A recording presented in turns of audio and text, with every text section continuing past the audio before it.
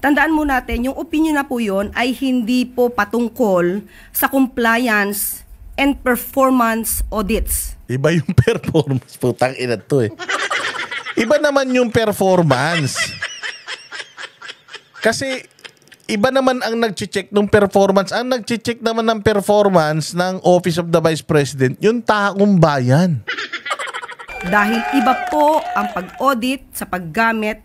Ito nga po yung compliance and performance audits. So ang ibig sabihin, yung level of compliance with regard to the laws, rules, and regulations, at kung ito ba ay nababase sa principles of Ma'am, hindi ka pwedeng compliant na hindi ka sumusunod.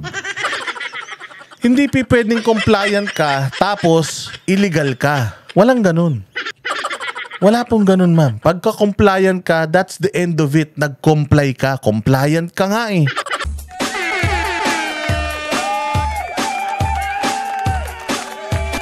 Dancing with the beat with DJ Glenn on the mix.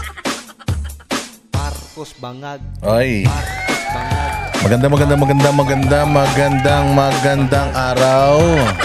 Mga Banateros worldwide. Kamusta naman po ang buhay-buhay? Ay grabe. Ang dami-dami namang balita sa bayang Pilipinas. Hindi tayo nagpapatalo, ano? Kailangan mas marami tayong problema kaysa sa ibang bansa. At ito na naman ang inyong pinakapaboritong fake news peddler sa balat ng YouTube. Ang inyong pinaka-aabangan na vlogger na walang basihan. Lahat ng sinasabi, pawang kabulastugan lamang. Itong ating palatuntunan ay para lang sa inyong pangtanggal stress. Ang vlogger na hindi nyo dapat siniseryoso, hindi dapat dinidemanda, at lalong hindi dapat pinapansin. Pero mga bossing, dapat kayo ay magla-like and like and like and share and share and share. At mag-comment kayo dahil binabasa ko yan.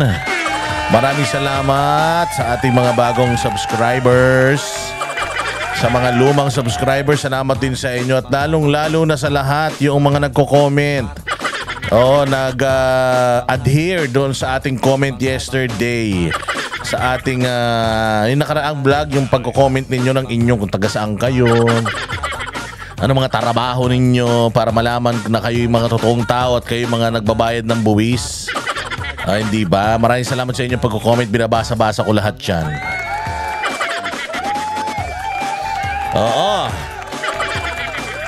At magandang umaga, tanghali, gabi sa lahat ng mga kababayan natin na nandiyan sa Amerika, Canada, North America, Latin America. Mabuhay kayo. Yung mga kababayan naman natin dyan sa Europe, Middle East, maraming salamat po sa inyong panonood. Magandang umaga, tanghali, gabi sa inyo. At ang mga Banateros sa buong Asia, kung saan man kayong bansa nandoroon, i-comment nyo below. Ilagay ninyo kung saan kayo at kung gaano kayo kasaya sa ating programa. Marami po akong nakikitang nanonood na hindi pa po nakasubscribe. Mag-subscribe na po kayo kung gusto nyong sumaya ang buhay nyo. Makakalimutan ninyo ang mga problema ninyo. At i-chismis natin ang mga kapitbahay ninyo. Yan, subscribe, like, share, hit the notification bell. Importante yung share. Importante yon kasi pag sinare nyo yan, yung mga kamag-anak nyo, kaklase nyo, katrabaho nyo, kababata nyo, kaibigan nyo, kaaway nyo, na galit sa mga DDS. Yan, mapapanood nila yung pagmumukha natin. Tapos mapapanaginipan nila tayo, bangungutin ng mga punyemas na yan. Nabawasan ang salot at mga tanga sa bayang Pilipinas. Diba? Ano ha na naman ang aga-aga? Ha ka na naman ang ha? Tanong ka na naman ang tanong ha? Ha? Para ka na naman si Babalu. Ha ka nang hang aga-aga pa nagtataka ka na. inosente lang ang nagtataka. Walang hiya ka. O, ayan na nga. Oo, at maraming salamat lalong-lalo na sa nagsusuper thanks sa'yo, nagbibigay ng kanilang blessing sa ating channel. Yung hard-earned money nila, kumukurot sila ng konti para ang ating channel ay kahit papaano palamunin. Maraming salamat po sa inyo. Mabuhay kayo. Kilala nyo kung sino kayo. God bless you. At pasasakitin na naman natin ang ulo, katawan, atay, balumbalunan, alak-alakan, batok, kaluluwa, utak, lahat ng kabuong kalamnan ng mga kawatan, magnanakaw, sindikato, mambubudol, sinungaling, mang-uumit, lahat po ng mga surot, ipis, walang silbi sa bayan, walang silbi sa buhay, mga pabigat sa lipunan, mga politikong mga magnanakaw, mga politikong mga kurakot, kuratong baliling, sindikato, lahat po ng mga pinasasahod natin pero walang mga silbi sa bayang Pilipinas. Ito na naman po, another day, another uratan session.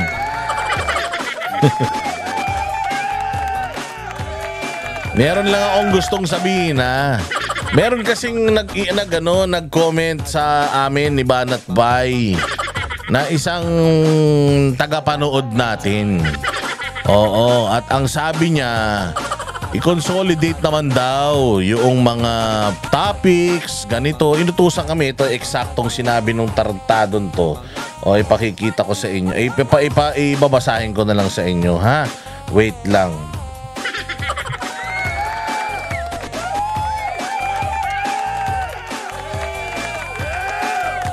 Oo. Oh, wait lang ha, wait lang. Ito, hinahanap ko na. Kasi inano to ni Banat Bay kanina. Sinend sa amin ni Banat Bay. Sabi niya, kilala nyo ba to? Oh, ito yung eksaktong sinabi niya. Parehas na parehas ng sinabi sa akin. Oh, Boss Dada, brotherly suggestion lang ito. Hindi ako basher, pero pwede mo bang kausapin din yung ibang banateros bukod pa sa sarili mo na yung organize naman yung mga presentations nyo. Sabog kasi yung ibang vlog nyo. Wow. Prepare nyo ng maayos yung script nyo, yung mga videos, etc. Itilagay sa isang folder for the day's reporting. Suggestion lang ito ha, no offense meant. To all of you banateros, please keep it up. Niloko mo pa kami. Tangina mo ka, mas marunong ka pa sa amin.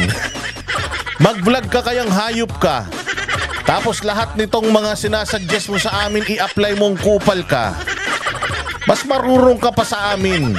Kaya nga kami tinatangkilik ng mga kababayan natin dahil wala kaming pakialam. Hindi kami organisado. Kapag inorganize mo kasi yan, ibig sabihin, pag sinabi mong grupo kami tas mag-organize kami, di pare-parehas na kami ng opinyon. Hindi po ganun ang banatero. Si Boss Dada may boses, si Banat Bay may boses, J. Guevara, paring RJ, Coach Oli. Kanya-kanya po kami ng estilo. Nakikinood ka na nakikialam ka pa. Hinayupak ka. Meron pa siyang sinasabi na sabog yung mga vlog nyo. Putangin na mo ka, mas marunong ka pa sa amin. Tarantado ka ba? Nakita mo bang effectivity ng mga banateros? Kulang na nga lang ipapatay kami araw-araw. Buisit ka, mas marunong ka pa sa amin. Ikaw may ari. Walang hiya ka. Manood, pag nanood, manood na lang. Pag nanood, manood na lang ha. Wala kaming hindi kami tumatanggap ng constructive criticism. Oo, dahil kami walang pakialam. Kung may gusto kayong, may preference kayo sa vlogger, sinasabi naman namin. O halimbawa, may preferred kang vlogger, gusto mo ng vlogger na kasing talino ni Einstein, putang ina, pumunta ka sa Germany. Hanapin mo yung bangkay niya, lips to lips mo yung bungo niya.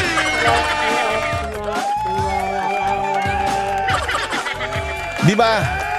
O kung may gusto mo naman ng vlogger na ganito, vlogger na ganyan, meron naman. Ang dami-dami ng YouTube, ang lawak-lawak ng YouTube eh. Hindi po umiikot sa inyong mundo. Kung ano po yung lumabas sa tawas, yun na yun. Lalong-lalo na ako si Boss Dada, wala ako ritong listahan. Wala akong, kung ano lang yung nandiyan na topic, yan lang yung aking dinidiscuss. O, nagsasalita tayo rito, dare-diretso, walang preno, todo-todo, walang preno. O, kasi nga, organic. Mas okay yung organic kesa ino-organize mo yung thoughts.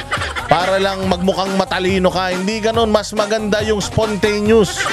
Mas maganda yung bigla na lang kung ano yung lumabas sa bibig, paninindigan. Kung ano yung labas ng laman ng puso. Sabi nga nila, kung ano yung laman ng puso mo, the abundance of the heart, the mouth speaks. Kung ano yung nag-uumapaw na emosyon mo, yun ang ilabas mo. Yung sinasabi mong kailangan i-compile nyo, i-file nyo, tarantado. Doon ka sa library, ayusin mo lahat ng libro doon. Gawin mo ngayon, decimal. O, tsaka i-alphabetical arrange mo kung obsessive compulsive kupal ka. Ayusin mo ng maigi o kaya lahat ng mga toothpick sa inyong pag tabi-tabihin mo para may magawa ka sa buhay. Huwag mong pakialaman yung vlog namin, ha? Yung mga gusto ng mababait, pumunta na sa Vatican. Yung gusto ng mababait na vlog, pumunta na sa Vatican. Naka-live na ngayon, Santo Papa. Manood na doon, okay? Kung gusto naman ng nakakatawa, manood na dito. Huwag kayo masyadong seryoso sa buhay. Baka mauna pa kayong mamatay kaysa sa mga magnanakaw sa pamalan. Kaya nga nireplyan ko yung kupal. Sabi ko, hoy, mag-vlog ka, i-apply mo yan. Oo, gawin mo yan sa sarili mo. Huwag mo kaming tuturuan, huwag mo kaming uutusan. Oo, si Pastor Kipuloy nga nagtatrabaho kami sa seminar, hindi kami pinuutusan Hindi kami tinuturuan kung ano yung gagawin na puro kapalpakan, kabalbalan nga lang ginagawa namin sa studio hindi nga kami pinagagalitan, ikaw pang inayupak ka. Pag nanood lang hawak ng remote. Oo, nakikinood na lang, wag na malikot. Di ganyan kami mga banateros. Kung hindi kami mababait na mga tao at hindi kami matatalino at lalong hindi kami organisado. Yung content ni Jay, bahala siya sa buhay niya. Yung content ni Banat Bay, bahala rin siya sa buhay niya. May kanya-kanya po kaming estilo at kanya-kanya kaming pamamaraan. May kanya-kanya po kami ng mga preference, reference, style, ganyan. Wag na kayong makialam. Manood na lang. Besides, napakalawak ko ng YouTube. Pwede kayong manood dyan ng lalaking nakatulala lang ng 5 araw. Kung gusto nyo naman, manood kayo nung taong nagkukumpuni ng mga bagay-bagay, ilang linggo na hindi pa natatapos. Ganyan. Lahat, marami kung anong gusto nyo. Kumakain ng bubog, kumakain ng mata ng ipis, ganyan.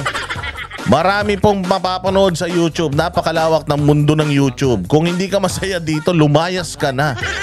Manood ka na sa gusto mong panooran, walang problema yan. Sabi ko nga sa inyo, wala naman kayong matututunan dito Wala na nga kayong matututunan dito. Gusto mo pang i-organize yung vlog namin, ha? Pakilamero ka. Sigurado ko mapapanood mo tong kupal ka. Hindi ka mamahal ng asawa mo. Wala ba kayong ginagawang dalawa? At nakikialam ka sa buhay na may buhay. No offensement daw. Hindi ako no-offend. Pero wag ka rin ma-offend para kung sasabihin ko sa iyo masyado kang pakilamero. Mind your own business. Problem your own problems. Yan. Doon naman nag-swimming ngayon tong mga taga Coast Guard ba yan, Navy. Naglangoy-langoy sila doon, nakakuha sila ng mga buto. Putaragis yan.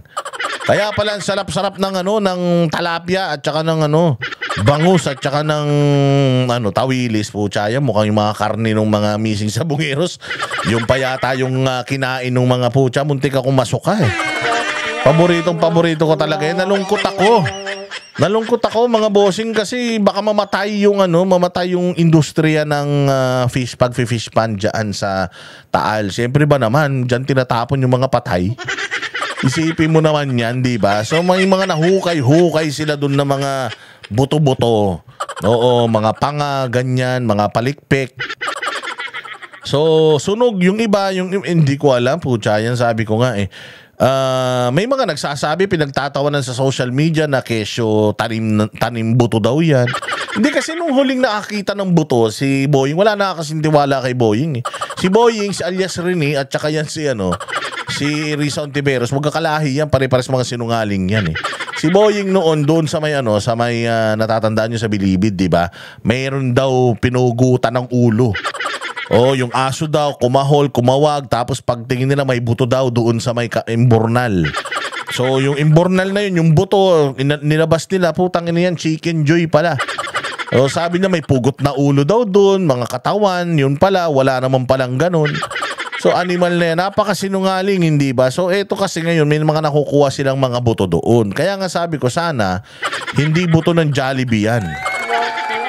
Baka katulad na naman yan, nung dyan sa may Bilibid, para magmukhang masama itong si General Bantag noon, kung ano-ano yung pinapalabas nilang mga istoryahe. Oo, pero tapos na yon, may bago na, ayun na nga, may mga lumabas na nga na mga buto. So, ibig sabihin, kung totoo na may mga buto doon nakita, kailangan, ano naman daw yan, pwede pa rin naman daw i-DNA test yan. Yung mga buto niyan, pwede pa rin daw i-DNA test. Paano? Hindi ba, may mga kamag-anak, yung mga missing sa bungero, halimbawa, anak, yung immediate, anak, nanay, tatay, ganyan. Pwedeng kuhanan ng DNA sample yon, tapos i-cross-reference doon sa DNA result noong mga nakuhang mga buto-buto doon. Kasi baka syempre, alam mo na, buto-buto, syempre sa Tagaytay, maraming mga buto-buto ng bulalo dyan, baka dyan tinatapon naman. Baka mamaya hindi naman buto ng tao yan, buto pala ng mga kalabaw tsaka ng mga bakang bulalo yan, ha. Pero may mga nagsasabi na mga expert-expertan na putang ina talaga. Sabi ko talaga, mga Pilipino, wala na talagang rito, lahat sila pinakamagaling, eh. Nung nagsuswimming yung mga doon, putya yan, inilutang yung sako. Bago yung sako. Nag-scuba diving din ako pagka nagpupulot kami sa mga ilog ng mga basura sa ilalim. Yung mga sako, mabilis yan mag-deteriorate pag nasa ilalim ng tubig. Tapos, putok-putok pa yung vulkan, acidic yung tubig, etc., etc., and so on and so forth. Pucha, bigla silang mga naging forensic expert. Yun daw mga buto na yun, hindi naman daw buto ng tao. Ang daming mga gumagano sa social media. Sabi ko, putakinan nyo talaga kayo, kanang mga hayop kayo, ha. Kapag panahon ng basketball, mga sportscaster kayo. Pag panahon ng boxing ni Pacquiao, lahat kayo eksperto sa pagsusuntukan. Kapag ka-artista naman yung pinag-uusapan, para kayong si Lolit Solis tsaka si Christopher Min. Tapos ngayon na naman, pagka politika, putya, para kayong mga political analyst, lahat kayo. Para kayong si Haydarian lahat. Tapos ngayon naman, nagiging mga expert na kayo, forensic expert na naman kayo, para kayo nag-iimbestiga na naman. Hindi naman kailangan ng mga otoridad yung opinion ninyo, bigay ng opinion, nakakagulo pa kayo, eh. Bayaan nyo sila magtrabaho. Kung nakuha nila yan dyan sa tubig, di nakuha nila yan dyan sa tubig. Kung tinanim nila yan dyan, di tinanim nila yan dyan. Basta importante may nakuha na. At kung magpositibo yan sa DNA ng mga nawawalang sabongero, ayun. Di ibig sabihin, totoo yung sinasabi noong sosyal. Anong ha? Sosyal nga yung whistleblower. Pucha, nakalakos. Nakalakos. Tapos, nakalakos siya, mamahaling relo. Oo nga. Parang tanga to, eh. Poging-pogi siya, ibig sabihin. Sputing siya lagi. Pucha, speaking of, kahapon, naka-t-shirt akong Armani. May nagtanong ba naman doon sa comment section, sabi sa akin, boss, ganda rin t-shirt mo, Armani, totoo ba yan? Putang ina niyan. Tarantado ka, bakit wala ba akong pambili niyan? Bakit nahalata mong peke? Totoo naman yan. Pinag-ipunan ko yan.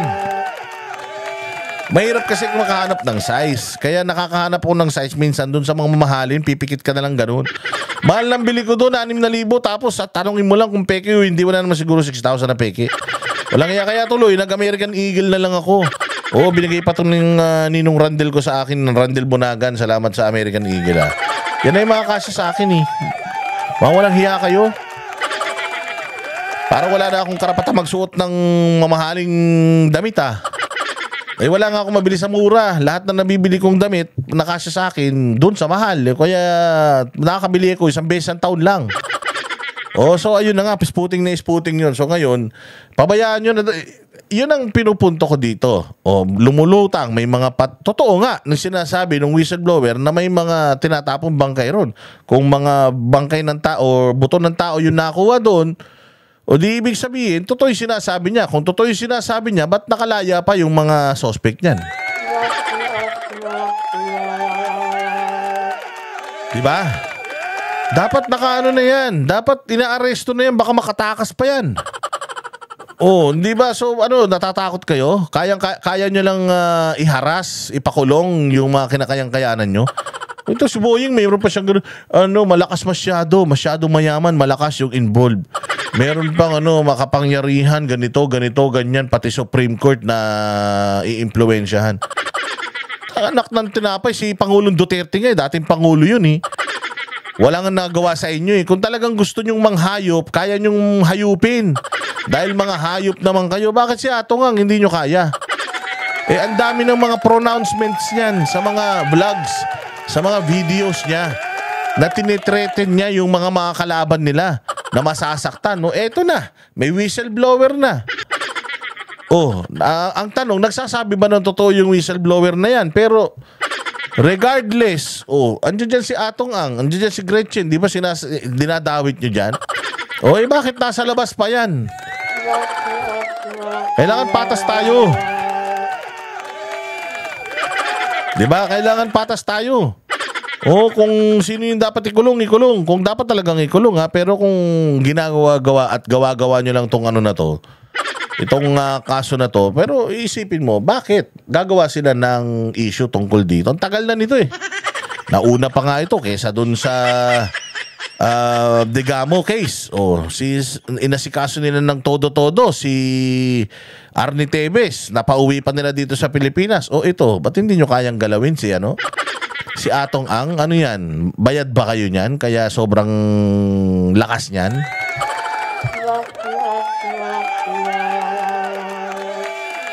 Sobrang dami ng krimen na nangyayari sa Pilipinas. Hayop. Bukod mantakin mo, ilan daan daw to. Sobra na daw sa 100 itong mga sabungero na to na nawawala. Ganito kasama ang dulot ng sugal sa ating bayan. Ganito kasama. Even Chavit Singson, sinabi nga ni Chavit Singson na yung mga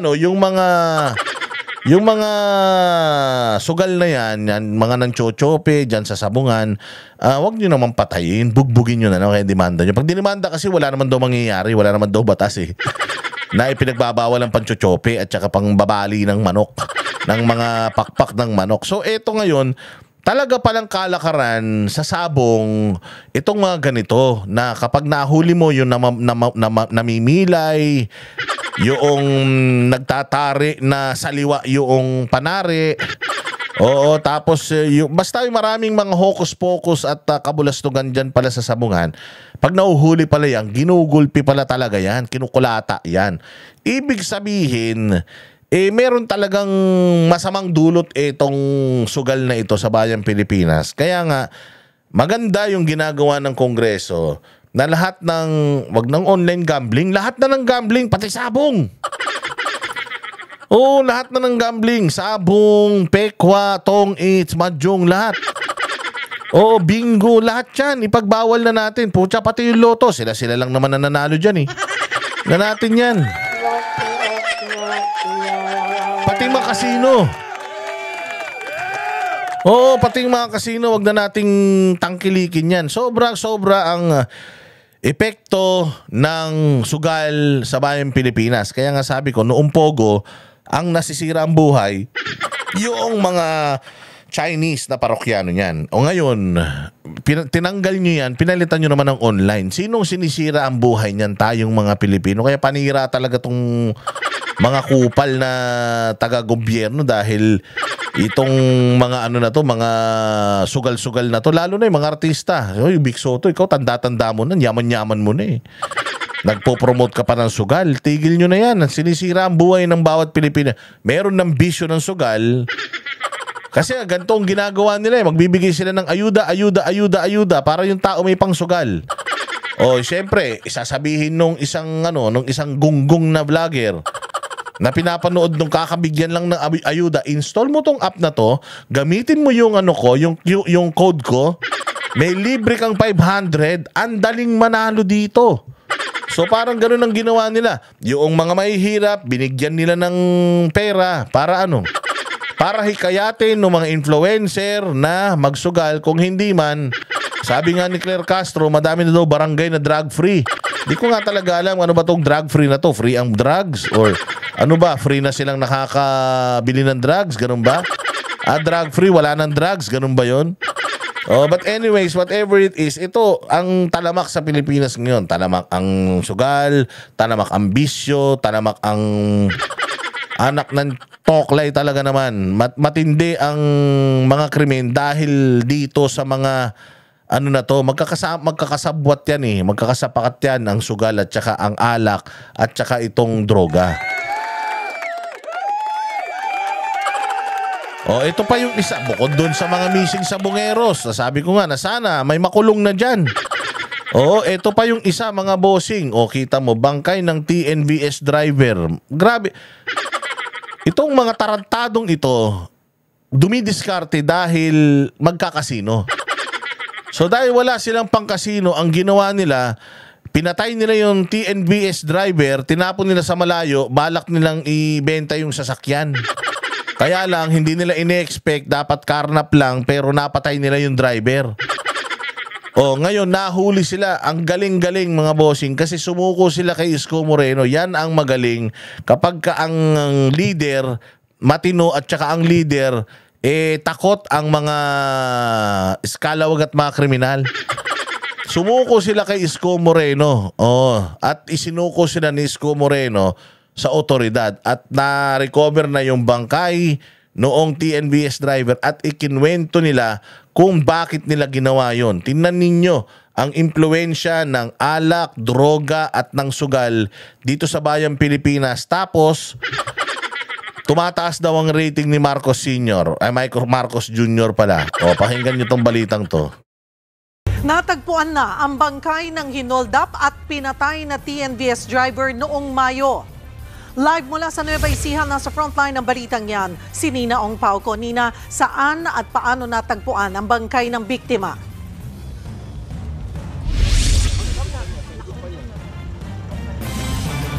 Cheryl, dinala nga sa punerarya o sa Enriquez Funeral ang bangkay na pinaslang na TNVS driver na si Raymond Cabrera matapos matagpuan ang kanyang bangkay dito sa masukal na damuhan sa Barangay Saragosa. Dito yan sa Nueva Ecija.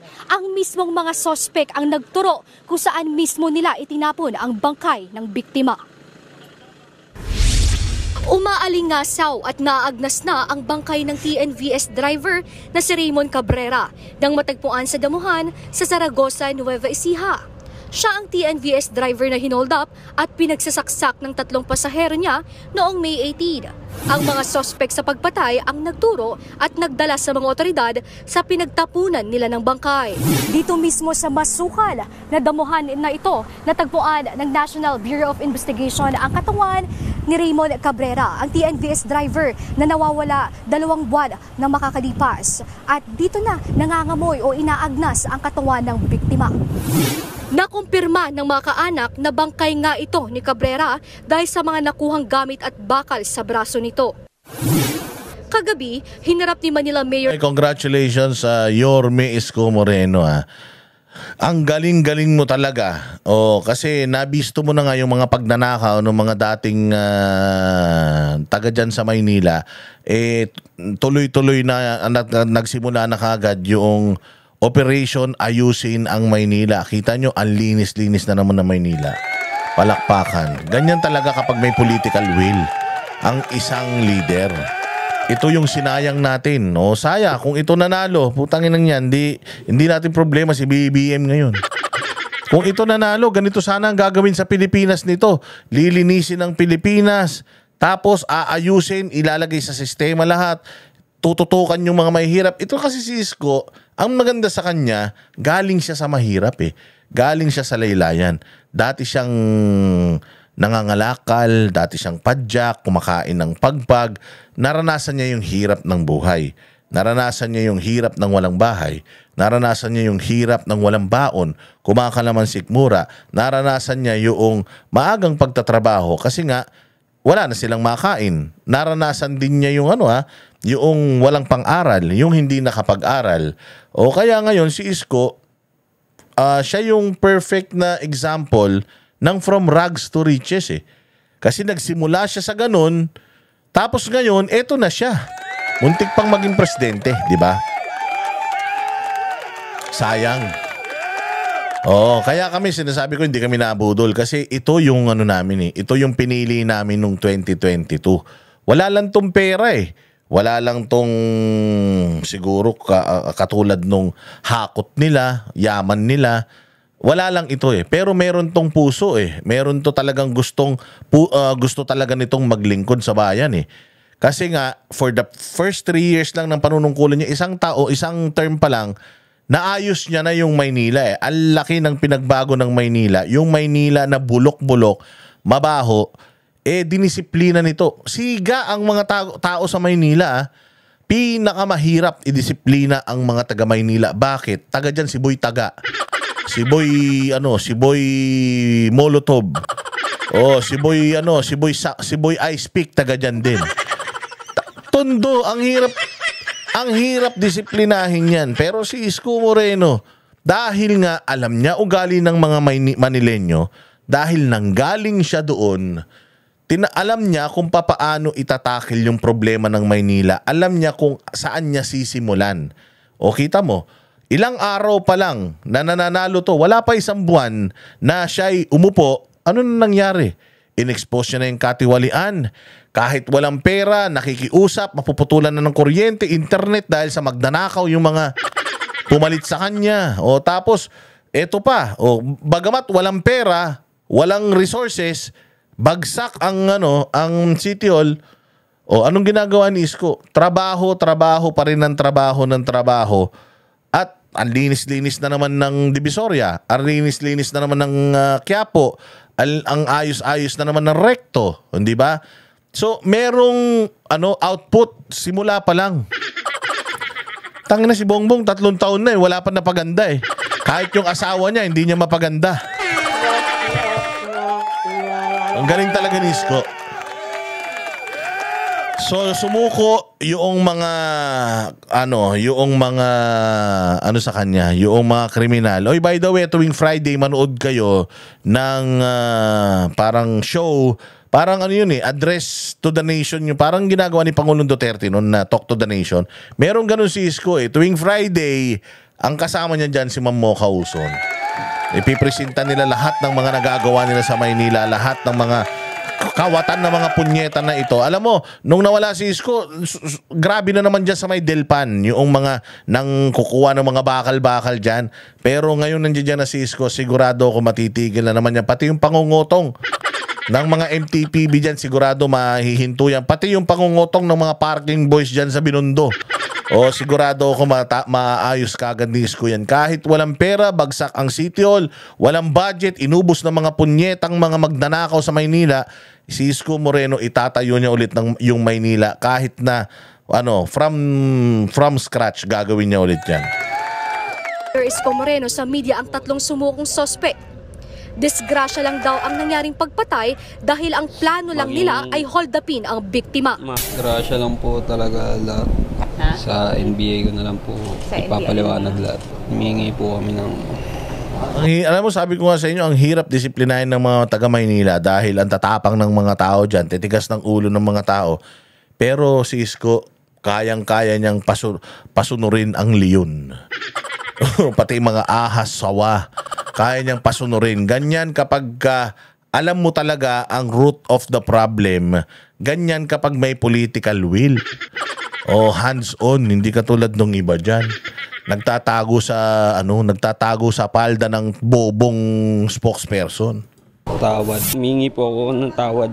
Lahat po ng impormasyon na lahat ng katotohanan maging makamit nyo lang po yung justisya. Magkakasino, parang didiskarte kami ng ng parang pagkakaperaan. Di namin kagustuhan yun, lumaban yung tao sa amin. Ayon sa mga sospek, noong May 18, Tarantado kayo. Hindi nyo kagustuhan. Paano hindi lalaban? Putang ina nyo, hinold up nyo. Hindi nyo sana hinold up yan. Hindi sana lumaban yan mga gunggong kayo. Lalaki ng mga katawan nyo. Dapat dito, bitay kagad. Umamin naman eh. Dapat to bitay na kagad. Oo, ang gamitin ditong lubid pag binitay ito, dapat barbed wire. Oo, para talagang hindi mapapatid. Putragis yan. Oo, itong mga to walang pag-asa. Wala na dapat karapatang mabuhay itong mga hayop na ito. Oo, ano na yan? Ano yun na kagad dyan? Pakakainin pa natin sa libing. Sa ano yan eh? Pakakainin pa natin dyan sa bilibid yan. Oo, dapat yan. Ano na? Death penalty na kagad. Para maubos ang mga kawatan at mga kriminal sa bayan. sinadya nilang magpunta ng kasino para dumiskarte ng pagkakakitaan hanggang sa sumakay ang mga sospek sa sasakyan ni Cabrera. Nakuhanan pa sila sa CCTV sa labas ng isang establishmento sa Parañaque. Nagpahatid ang grupo sa Molino, Cavite. Sa gitna ng biyahe, narinig sa recording ng dashcam ang aktwal na pagpatay sa biktima. Ilang araw matapos niyan, natagpuan ang sasakyan ni Cabrera sa labas ng isang convenience store sa Valenzuela.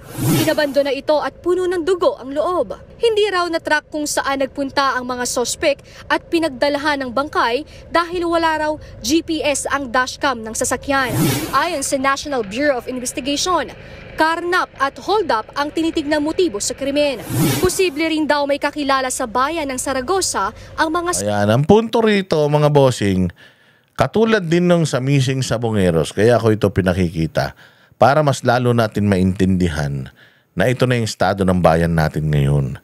Ganito na ulit kataas ang krimen at ganito na ulit katapang ang mga kriminal. Bakit? Bakit? O kasi nga halos lahat parang ninonormalize na eh. Paggamit ng drugs parang ninonormalize na.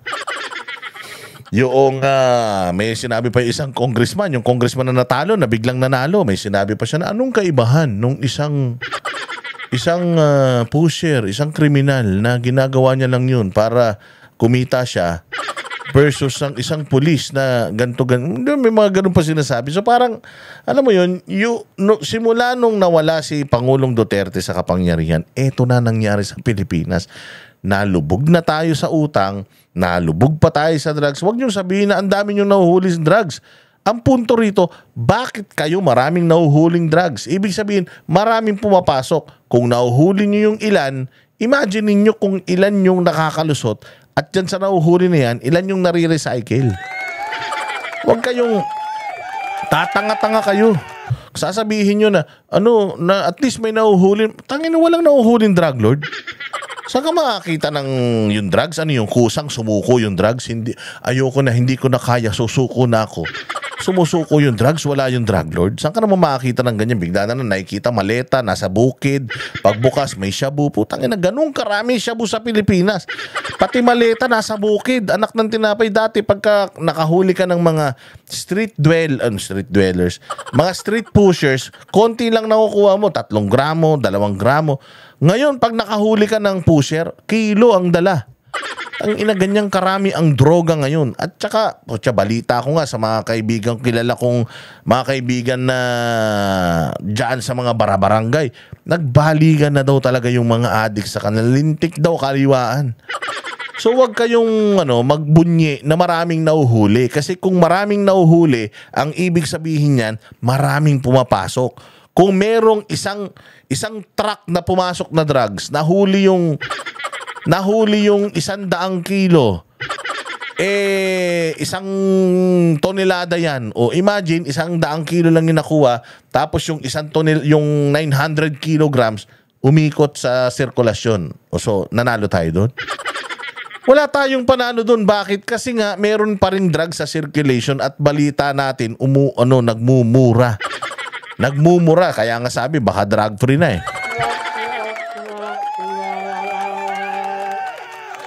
Diba? Yun ang nila eh. Ang dami-daming nahuli. Nung panahon ni Duterte, walang nahuli. Oo, walang nahuli. Alam mo kung bakit? Walang nangangahas. Walang nangangahas na magpasok ng drugs dito sa atin.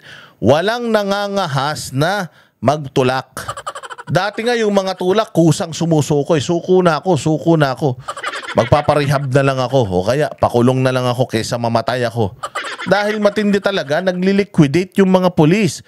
Yung mga skalawag na mga pulis, nagli-liquidate sila ng mga loose ends. Noong mga pusher nila, dahil mga ninja cup nga yan, nire-recycle yung mga droga, nagli-liquidate sila ng mga bata-bataan nila, kaya ang daming na-salvage noon. So ngayon ganito na naman tayo. Ito sitwasyon, ang daming nakawan. Sabi ko nga sa inyo, malakas ang ulan doon sa amin sa subdivision ng nanay ko. Maaga akong nakatulog, nagising ako mga alas 12. Lumabas ako sa terrace namin, nagpatay ako ng ilaw. Alam mo ba doon sa subdivision namin, ang daming mga naglalakad, naka-boxer shorts, walang t-shirt, tapos nakapayong lang. Iba-iba ng direksyon, iba-iba ng tao, sabi ko, ibang klase na talaga ngayon. Mga magnanakaw yun. Oo, kasi sinasabay talaga ng mga magnanakaw yung kanilang pagpasok sa mga bahay, pagka ganyan, yung tulog yung mga tao, umuulan, walang ilaw yung bahay, inaano nila yun, ina-attempt nila na mga akyatin yung mga bahay na yan. Bakit? Bakit ba magnanakaw? Kasi nga walang pang sugal, walang pang scatter, walang pang shabu. O yan ang problema nating malaki. So ito ang sitwasyon ng bayan natin Pilipinas. Yung mga ordinaryong tao na nalulong sa sugal, pumapatay na. Dati ang mga pumapatay lulong lang sa drugs. Dati ang mga pumapatay sobrang kalasingan. Ngayon ang pumapatay lulong na sa sugal. Yan ang problema natin. Oo. Kaya mag-ingatin ninyo ang inyong mga anak, yung mga asawa ninyo, pag nag-scatter, isalaksak nyo yung cellphone na yan sa bibig niya. Ha? Mas di bali naman babae yung mga mister nyo kaysa ubusin yung kabuhayan niya dyan sa hayop na sugal na yan. Masisira rin ang pamilya nyo dyan, parehas lang. Oo, walang hiya na yan. Kaya yung mga anak ninyo, protektahan nyo, lalo na yung mga babae nyong anak, mga panggabi, mga estudyante, ay ibang klase po talaga ang sitwasyon ngayon. Mag-iingat tayo lahat. Ito, pakinggan natin itong balitang ito patungkol sa awayan. Patungkol sa awayan ng dalawang spokesperson. Na si Castro at saka si Castelo. Well, si Castelo po, she's very intelligent. Talagang well-versed siya doon sa trabaho ng OVP. Alam niya kung ano yung ginagawa ng OVP. Ito si Franz Castro, walang alam. No? Malaki ang diferensya nitong dalawa na to. Nag-hire si Inday Sara ng spokesperson para makapagbalita ng mga, para ipakita how a spokesperson supposed to do her job. Babae din ang kinuha para at least baka sakali may matutunan itong inutil na spokesperson ni Bongbong na mas bobo pa sa kanya. Kung papaano ang pagiging spokesperson. Ang pagiging spokesperson ibig sabihin kung may duda ang taong bayan, dapat sasapalan mo yun ng programa ng pamahalaan. Halimbawa, problema namin tubig. Huwag kayong mag-alala. Ito na po, may programa ang presidente ng Pilipinas para dyan. Problema pa bahay, huwag kayong mag-alala. Nandito na po tayo sa ganitong estado at ang projection natin ay ganito, ganyan. Kumbaga, ang trabaho mo bilang spokesperson, ipapaintindi natin ulit kay Franz Castro at kay Claire Castro. Ipapaintindi natin ulit na mouthpiece ka ng presidente. Pag ikaw ay nandiyan, wala kang pakialam sa kumbaga wala kang dapat gawin, wala kaming pakialam sa personal na opinion mo. Lahat ng sasabihin mo, yun ang posisyon ng Malacanang. Hindi ka pwedeng magbigay ng personal na opinion mo kasi hindi naman yun ang trabaho mo. Ang trabaho mo, lahat ng sabihin mo, lalabas sa bibig mo, yun din ang statement ng principal mo, which is yung engot na presidente natin sa Pilipinas. Siyempre, kung engot, kukuha rin ng mas engot sa kanya. Kasi pag kumuha ka ng matalino, halimbawa ako si Bongbong, kumuha ako ng matalino, halimbawa kinuha si Guanzon, matalino yun. Guanzon, isabihin mo sa mga mamamayang Pilipino na ayos ang Pilipinas. Sasabihin ni Guanzon, gago ka ba? Paano maging ayos Pilipinas? Wala ka namang ginagawa. Puro kahayupan lang ginagawa mo sa bayang Pilipinas. Mag-aaway sila ng nung inuutusan niya na pabanguhin siya. Kaya nga ang gagawin ni Bongbong, kukuha siya nung tanga. Kukuha siya noong inutil. Oo, para mautusan niyang magsinungaling. So itong si Castro, itong si Castelo, ang style niya is sabihin talaga yung mga trabaho ng OVP kasi kino-question nyo, ito nagagawa ng OVP, ito lang yung budget namin, ito yung mga projects namin, nandito na tayo.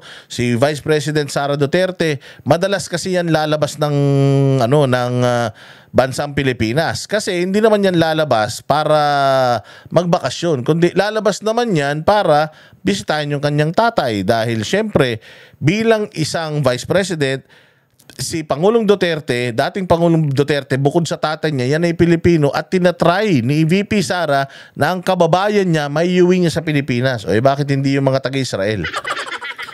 She can only do so much. Meron naman DFA, meron namang gobyerno si Bongbong Marcos. Di siyang mag-uwi sa mga taga-Israel. Sila naman yung may budget. Pero sila VP Sara, Pilipino ito, dating presidente ito, magaling ito, tatay ko pa, kaya pipilitin naming iuwi sa Pilipinas. Is Inday Sara serving her nation when visiting The Hague? Yes. It is also personal. But at the same time, it is just right na ang isang kapwa natin Pilipino na nagdi-deteriorate ang health sa ibang bansa, itatry mo yung lahat ng makakaya mo para mailigtas siya from that. Ganun dapat ang ginagawa natin sa bawat Pilipino. Yung iba nga dyan, nasa death row na eh. Sa ibang bansa, pinipilit pa natin pauwi ng Pilipinas. Yung Beloso nga, nakaraan, naging drug mule yun eh. Pero pinauwi pa natin dito, sinalubong pa natin ng banda.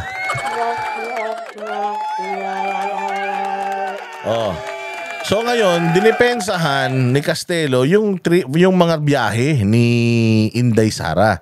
Kasi nga naman, etong mga biyahe ni Inday Sara, sinabi naman niya, pinaliwanag naman niya na meron akong mga biyahe na personal na hindi ako gumamit ng pera ng taong bayan pero nagtrabaho pa din ako. Alam mo tawag doon OTTY. OTTY yun, dapat nga magpasalamat tayo eh. Bakit? Kasi kahit na hindi naman siya naka-time in, kahit na holiday, pumapasok siya at nagsiservisyo siya sa taong bayan. At hindi natin siya binabayaran, hindi siya gumagastos ng resources ng gobyerno. Anong tawag doon? OTTY. O kaya holiday overtime na walang bayad. That is something na dapat na ginagaya ng mga leader ng bansang Pilipinas na pwedeng bumisita sa mga kababayan natin sa abroad nang hindi kailangan gumamit ng pondo ng taong bayan. Sarili niyang pondo yung ginagamit niya. Pero hindi siya official business. Pero nagsisilbi siya sa mga Pilipino, tama? Nagsisilbi siya sa mga Pilipino, nagpupunta siya doon, kinakausap niya yung mga Pilipino, binibigyan niya ng pag-asa, pinasasaya niya, serbisyo yan sa Pilipino. So ito ngayon, ang pinag-aawayan nila. Pakinggan natin ang kaibahan ng dalawang spokesperson na ito. Sa bagong tagapagsalita ng Office of the Vice President, nagsagutan ng dalawa tungkol sa iba't ibang issue kabilang ang mga kino-question na biyahe abroad ni VP Sara. Live mula sa TV5 Media Center, nangunguna sa balita si News 5 Palace Correspondent Maricel Alili. Maricel, ano ang sabi ni Jose Claire at Attorney Castelo sa issue ng foreign trips? Jiggy, lagyan natin ng konteksto yung sinabi ni Undersecretary Claire Castro. Kasi kung matatandaan natin, Jiggy, nitong mga nakakalipas na araw, ilang beses sinabi ni Palace Press Officer Undersecretary Claire Castro na trabaho, hindi bakasyon. At bagamat wala siyang pinapangalanan dito, mukhang pinapatamaan si Vice President Sara. Chismosa ka kasi, Maricel Halili. Ikaw lang naman tanong ng tanong tungkol sa chismis. Ayaw mo tanongin si Claire Castro tungkol sa trabaho niya. Wala ka rin kwentang reporter ka. Dapat sa'yo, naging reporter ka ng mga artista eh. Nakikita kita pag nagtatanong ka kay Claire Castro. Ang tanong mo, lahat puro statement ni Inday Sara para meron kayong mapag-usapan. Diyan sa bulok nyong istasyon. Mano ba naman? Press con yan. Sinasabi ni Claire Castro kung ano yung mga programa ng presidente. Mano ba naman magtanong ka tungkol dun? Tangina, ang lahat ng tanong mo patungkol sa statement ni Inday Sara ganito. Ano masasabi mo dun? Anak ng tinapay, matutulong sa bayan natin ng mga tanong nyong pangtanga. Duterte. So kanina sa programang Ted Filon at DJ Chacha sa True FM, itinanong at hininga ng reaksyon yung pahayag na yan kay Undersecretary. Katulad yan, sinasabi ni Undersecretary yung mga ginagawa ng opisina ni VP Sara. Tanungin niyo siya tungkol dun. Tanungin niyo siya tungkol dun, di ba? O anong napahiya kayo? Kasi itong taong ito, matino yan. Nagtatrabaho talaga siya at alam niya yung job description niya. Maging spokesperson, maging mouthpiece ni VP Sara. Hindi siya nandiyan dyan para awayin si Claire Castro, awayin si Bongbong Marcos, awayin kung sino man. Ginagawa na ni Inday yun eh. Kaya naman ni Inday yun. O kaya lang sa panahon ngayon, dahil eto ring mga nagtatanong kay Inday, hindi rin naman tinatanong kung anong ginagawa ng opisina niya. Meron namang OVP beat na mga reporter naka-detail sa Office of the Vice President. Di mag-press con tayo at ipakita natin sa tao kung ano yung ginagawa natin para hindi puro chismis. Pag tinatanong niyo si VP, puro chismis ang tinatanong niyo eh. Magkaroon tayo ng matinong spokesperson. Ruth Castelo ang bagong talagang tagapagsalita ng Office of the Vice President. Ang sabi dyan ni Attorney Castelo, malinaw na kapag tinignan ng konstitusyon ay hindi naman ganun kadami yung naka-enumerate na mandato ng Vice Presidente at yung kanyang mandato halos katulad rin lang daw ng mga gawain o mandato ng Presidente. Pero syempre, nagkomento rin dyan si Undersecretary Claire Castro. Ang sabi ni Yuse Castro dyan, tinanong kasi natin siya kung ano ba yung inaasahan at gustong makita ng Malacanang na ginagawa ni Vice President Sara Duterte. Ang sabi ni Yuse Castro, wala naman silang ano bang inaasahan o nais na makita na ginagawa ng Vice Presidente. Pero sana, tantana na yung pag-atake kay Pangulong Marcos. Di pa pwede. Kaya Claire Castro, napapagod ka naman depensahan si Bongbong. Ba't gusto mong tantanan ng siyang banatan? Kasi kung may ginagawa talaga si Bongbong, hindi ka mapapagod magpaliwanag sa taong bayan kung anong ginagawa ni Bongbong. Dahil wala ngang ginagawa yung amo mo, kaya ngayon gusto mo wag na siyang sitahin. Wala nga siyang ginagawa. Tingnan mo, kay Pangulong Duterte, kahit paulit-ulit yung batikos, paulit-ulit yung mga istorya, kayang-kaya namin kahit araw-araw sagutin at ipakita sa buong Pilipinas, buong mundo, lahat ng mga nanonood na si Pangulong Duterte ang pinakamagaling na presidente. Kahit paulit-ulit lang naman yung mga batikos nyo, paulit-ulit din nating inuulit lahat ng mga nagawa ni Pangulong Duterte sa bayang Pilipinas at hindi tayo napapagod. Nag-request ba tayo sa mga basher ni Pangulong Duterte na itigil nyo na yan? Ang pag-bash kay Pangulong Duterte, did we ever ask them that? Tapos ikaw, Claire Castro, patitigilin mo ang mga bumabatikos kay Bongbong. Putang ina, sabi mo kay Bongbong, galingan niya yung trabaho niya. Wag kayong parehas na tanga. Binabatikos kayo kasi nga palpak kayo pareho. Tapos chismosa pa itong si Maricel Halili. Ayan na nangyayari ngayon. Narito ang pahayag ni Undersecretary Claire Castro. Hindi naman po siguro din kasama sa mandato ng presidente na laging personal trip or nagbabakasyon. Hindi po natin siya hinahanapan na Lul! Tangina ka. Baka nakalimutan mo, Claire Castro, isa ka din sa mga nagre-reklamo noon. Na si Pangulong Marcos, pasyal ng pasyal. Isa ka rin sa mga nagre-reklamo sa kanya noon. Na puro siya foreign trip. Hindi ka ba nahihiya? Naisama pa nga siya sa isang game show sa Amerika. At ang pa nga is para siyang si Magellan. Para siyang si Magellan, sino tong parang si Magellan, kapangalan niya na ikot ng ikot sa mundo, parang si Magellan din ikot ng ikot. Hindi ba sinong Ferdinand ito? Imagine na isama pa yun sa trivia sa isang game show sa ibang bansa dahil nga si Bongbong pag-upo, putangin na yan. Namasyal yung ugok na yan. Nanood ng karera. Ilang beses nagpunta ng Singapore yung ulul na yan. Ilang beses na nanood ng concert, pumunta sa ganito, pumunta sa ganyan, ginamit yung assets ng pamahalaan para pumunta sa ganitong concert dahil traffic daw. Hindi trabaho ng presidente manood-manood ng concert. Oo, know your facts, Claire Castro. Kasi ang hirap, alam mo, you speak as if napaka-pure at linis ni Bongbong. Oo, na kung magsalita ka parang hindi ka nagreklamo kay Bongbong nun, surang-sura ka din kay Bongbong. Hindi ba? Kaya nga nag-aaway na kayo ni Libayan ngayon kasi dati, galit ka naman kay Bongbong pero sinweldohan ka lang ng 100 mahigit. Utangin na, siya na yung pinakamagaling na tao sa mundo. Yun lang daw yung sweldo nito eh. Kaya ako hindi ako naniniwala. Tanga na, gagawin mong tanga yung sarili mo. Ganun lang ang sweldo nito. Kita mo yung damit, araw-araw iba. Hindi nagpapalit. Puta, maniwala kang ganyan lang sweldo ng ulol na yan. Kaya dapat itong mga putang na ino-audit, itong mga mukha nito eh.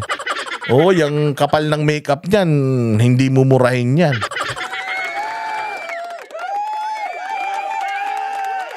Hindi talaga trabaho ng presidente ang mamasyal ng mamasyal. Kasi hindi rin naman namamasyal ng namamasyal si Inday kasi kahit naman off hours niya, kahit naman holiday niya, nagsiservisyo pa din siya sa taong bayan. Parang nga yan isang kumpanya na walang pera pero pinapasok ka ng Sabado, OTTY. Ganun nga ang ginawa ni Inday Sara eh. Nakikipag-usap siya, ginagampanan niya yung kanyang tungkulin even if she's on a holiday. Sign niya ng pagiging masipag. Boba talaga to eh. Naman trabaho. Wag na lang po niyang pintasan ang pamahalaan dahil ang Pangulo nagtatrabaho. Ano ang trabaho? Ano ang ginagawa? Wala nga kami maramdaman, wala nga kami makita.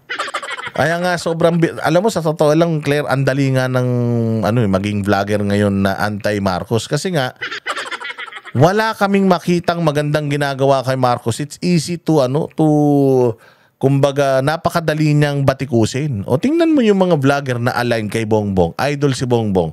Do you even see them telling their subscribers, ganito kagaling si Bongbong, ganito karami nagagawa ni Bongbong?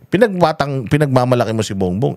Hindi nga kayang mag-articulate niya ng matinong sagot sa mga tanong sa kanya sa interview. Panay lang naman ng utal niyan.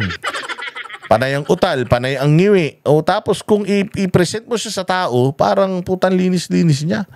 Parang ang galing-galing niya, parang siyang pinakamatalinong tao sa buong mundo. Wag niya po sanang parang ipangalandakan sa buong mundo na ang Pangulo ay walang direksyon. Wala naman talagang direksyon, ma'am. Saan ba direksyon nyo? Putang ina nyo. Ikaw, saan ang direksyon mo? Hindi nyo nga alam kung saan direksyon nyo eh. Hindi nga marunong mag-drive yung amo mo. O marunong lang siya mag-start ng makina pero hindi siya marunong mag-drive. Hindi niya alam kung parang ang puro paatras yung alam niya eh. Na andar, hindi nga umaabanteng hayop na Pilipinas dahil sa sweetik na amo mo eh. Pantakin mo, nangutang ka ng trilyon-trilyon, 3 taon. 3 taon, walang proyekto, walang magandang nangyari sa buhay ng mga Pilipino. Lahat pa nagmahal, bumagsak lalo ang agrikultura. O lahat palpak, dumami ang droga, dumami krimen, lahat. Anak ng tokwa ka. Name it. Wala kayong flagship ni na project ni Pangulong Duterte.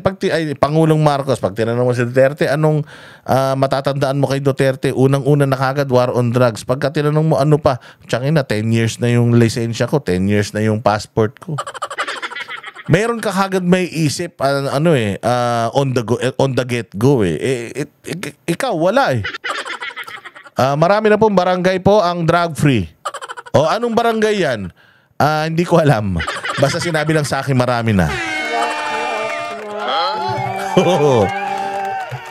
Oo, ganun katanga yan. O meron po tayong binuksan na bahay ganito. O saan ang address niyan? Hindi ko rin alam. Tangina nyo. Pero pagdating kay pag tinanong mo siya tungkol sa trabaho niya, wala siyang alam. Pero pag tinanong mo siya tungkol kay Inday Sara, putang ina, marami siyang alam. Marami siyang sagot. Utaragis na yan. Oh. At Maricel, nakikita ba ng Malacanang na posibleng lumala ang bangayan ng dalawang tagapagsalita? Sabi ni Palace Press Officer Yuse Claire Castro, Gigi, wala daw labanan o bangayan sa pagitan ng mga tagapagsalita. Ang usapin Hindi talaga, wala kang ubra eh. Wala kang ubra. Putang ina. Hindi ka pa pwedeng manalo doon sa matalino kasi tanga ka eh.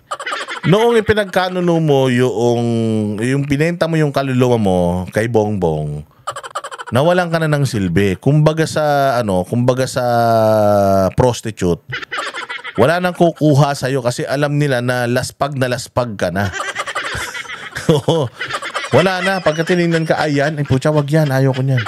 Durog yan eh. Oo, may topak yan. Dito tayo sa iba. O ganun kang klase ng tao. Wala kang kahambing. Aso nga ang hinahambing sa iyo eh. O isa kang aso, nakahol lang ng kahol, nakagat ng kagat. Para ka lang Bobong Trillanes, ganun. O hindi ka uubra dun sa very articulate at very intelligent na spokesperson ng OVP. O kahit nga yung pagsasalita na lang ng English, hindi mo pa magawa, binabasa mo na nga, palpak pa eh. Indigents. Ano to, bugado, tapos tatanga-tanga. O sige, diretso. daw dito ay kung ano yung katotohanan, kung ano yung facts. At kanina, naigiit din ni Yuse Castro na naniniwala naman siyang hindi nga attack dog. Etong si Attorney Ruth Castelo, gaya rin ng sinabi ni Attorney Castelo. Pakinggan natin yung sinabi ni Yuse Castro. Hindi siya attack dog. Definitely, VP Sara doesn't need anymore an attack dog. Hindi niya na po kailangan ng isang attack dog. Hindi na kailangan ni VP ng attack dog kasi si VP kaya niyang atakihin si Bongbong. Si Bongbong, ganun kabading yan. Ganun kabakla yan si Bongbong. Hindi niya kayang isabihin kay VP Sara yung mga gusto niyang sabihin. Kaya nga, dumadaan pa siya sa isang attack dog. Kaya nga sabi ni Guanzon kanina, yes, Claire Castro, yung corona ng pagiging attack dog, putyang ina, nagsishare kayo ni Trillanes. Oo, so pinagmalaki mo pa na siya hindi attack dog. Dapat sinabi mo rin hindi ka attack dog para nag-walk out lahat ng mga media nag-i-interview sa'yo. Hindi ba? Hindi ba nakakahiya, no? Sinabi kasi na I am not an attack dog of the Office of the Vice President. The fact na sinagot niya yun, it means ikaw ganun ka. Pinatatamaan ka. Ganun ka lang katanga na hindi ka nakakaintindi ng sarcasm. Meron kasing mga ignoranting tao na sinasarcastic mo na sa sobrang tanga. Hindi pa niya naiintindihan na sinasarcastic mo siya. Sinasabi lang ng OVP na ang trabaho niya is sabihin sa Pilipino anong ginagawa ng Office of the Vice President. So hindi siya attack dog. Nung sinabi niya yon, pinatutungkulan ka niya. Kasi ikaw attack dog ka. Wala ka nang nabibigay na magandang ginawa ni Bongbong. Atake ka pa ng atake. So, bakit hindi mo pabayaan kay Bongbong Marcos yung pag-atake kay VP Sara? Kasi si VP Sara, hindi naman niya kailangan ng spokesperson para atakihin lang si Bongbong eh. Kaya naman ni VP Sarang sabihin yun kahit sa pagmumukha ni Bongbong, baka gulpihin pa niyan si Bongbong eh. Sa sobrang bakling ng amo mo eh. So, you know what I mean? Puto, may gumano pa siya, you know what I mean. Tanga! Ikaw ang hindi makaintindi, tapos sasabihin mo yung mga tao dyan, you know what I mean. Hindi mo na gets na sinasabihan kanila na attack dog. Ganun ka kabobo, tapos tatanungin mo, you know what I mean. Tanga. At Maricel, may mga pagbabago raw sa gabinete, partikular sa PCO at DOE. Tama ka, Gigi. Kanina, ayan, so yan pa yung amo niyang isa. Si Jay Ruiz po yan. Oy, Jay Ruiz, sangkot ka ba diyan sa missing sa Bungero?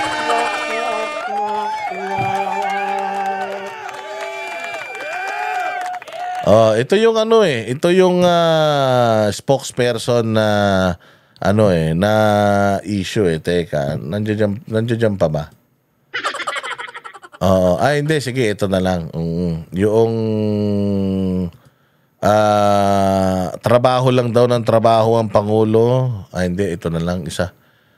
Ano na lang. Pag-usapan na lang natin pala itong tugon ni Castro sa pagtatrabaho ni OVP. Ng OVP kahit wala si Sara. Pakinggan natin to kasi nga sinabi nga noong spokesperson ni VP Sara na nagtatrabaho si VP Sara kahit na naka rest day siya. Ganyan kasi pag si VP Sara. Ano ba tong sagot ni Castro na naman? Doon po sa statement ng OVP spokes, ang sabi po niya, hindi ibig sabihin na personal trip ay nasa bakasyon. Just because she is there does not mean all the staff will no longer work.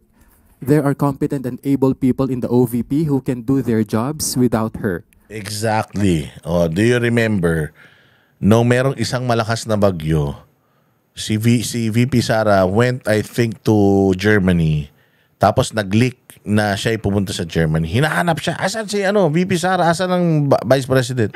Diyan naman si Bongbong. Ba't hinahanap yung Vice President? But anyways, ang kauna-unahan na naghatid ng tulong doon sa bagyo, Office of the Vice President. At seamlessly naihatid nila sa tao yung serbisyo ng Office of the Vice President. Nauna sila doon. Kahit wala si Vice President, the Office of the Vice President is working. Si VP, hindi niya kailangan mag-micromanage. Si VP, idinidelegate niya dun sa mga magagaling, competent na mga tao niya yung trabaho, and her people get things done. Yun ang maganda kay Vice President Sara Duterte. Na even if, pinlano na nila yan, ganito kasi kapag magaling ka na leader I will be leaving for Hague. Ito yung mga schedules ko sa Hague. So, wala ako dito. Pag wala ako dito, ito ang gagawin natin. Pag wala ako dito, siya yung siya yung magiging point of contact natin. Kung mayroon issue, kontakin nyo ako diretso. Kung may report, sabihin nyo ako. Pero ito ang gagawin natin. Tuloy-tuloy ang serbisyo. Ito yung mga gagawin natin even if I'm not here. So are you saying na if VP Sara is asleep, the office is also asleep? If VP Sara is eating, the office should also eat? Di ba may mga nakadelegate na yung mga trabaho na yan, and si VP Sara nga alam niya yung task ng kanyang opisina, kaya kaya niyang i-delegate. Si Bongbong di niya alam yung task ng opisina niya. Kaya Bongbong cannot delegate yung trabaho sa mga secretaries niya because he himself di niya alam yung trabaho ng mga secretary niya. Ganun katanga si Bongbong Si VP Sara, the office can work even if she's not there. Parang sa opisina din namin yan. Magtatrabaho lang ba kami pag nandiyan yung boss namin? Siyempre hindi. May kanya-kanya kami mga job description at naiintindihan namin yung mga trabaho namin. And even if our boss is away, dire-diretso namin gagawin yung tasks namin every day. Araw-araw magtatrabaho pa rin kami. Hindi pwedeng, wala naman si boss tulog tayo. Hindi yun ganun. And si VP nga is hands-on in terms of kaya niyang i-delegate at kaya niyang i-monitor yung mga tao niya kahit malayo siya. Kasi alam nga niya kung ano trabaho ng bawat tao niya. Si Bongbong, tanungin mo, anong trabaho ng mga secretaries niya? Walang alam yan. Kahit nga si Claire Castro, yung trabaho na lang ni Claire Castro, hindi nga alam ni Claire Castro Mas madalas pa nga nagsasalita si Claire Castro na hindi niya nire-represent yung presidente. Personal lang kanyang opinion lagi Doon pa lang, alam mong tanga na si Bongbong dahil pinababayaan niya si Claire Castro na gawin yon na hindi naman yun ang trabaho ni Claire. Kung ako si Bongbong, hoy Claire, anong ginagawa mo? Naway mo na naman si Inday Sara. Hindi yan ang trabaho mo. Ang trabaho mo, sabihin mo sa kanila, busy ako. Sabihin mo sa kanila na kung anong ginagawa ko. Na nagtatrabaho ako, na ganito, na ganyan. Dapat ganun pero kita mo, hindi nila sinisita na si Claire Castro, hindi niya ginagawa yung trabaho niya. Alam mo ibig sabihin nun? Bobo yung amo. Hindi alam kung paano utusan ng tamang trabaho yung tao niya. Ano po ang... Okay, pag sinabi po natin personal trip, on leave. Pag on leave, wala pong ginagawang official functions. So, paano po ba makakategorya yon? So, in other words, pag personal trips, walang ginagawang functions. So, parang bakasyon. Tanga. Bobo ka talaga. Binoto ka lang ba ng mga Pilipino na Vice President Lunes hanggang Biyernes? Tanga ka talaga, Claire Castro. Sobrang bobo mo.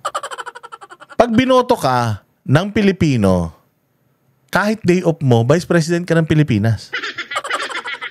Kahit natutulog ka, Vice President ka ng Pilipinas. Hindi yan 8-hour job na alas 8, alas 5, hindi ka na Vice President kasi pamilya na yan. Hindi yun ganun. Claire Castro, putangin na naman, gamitin mo naman yung ulo mo. 6 years kang Vice President, walang pahinga yun.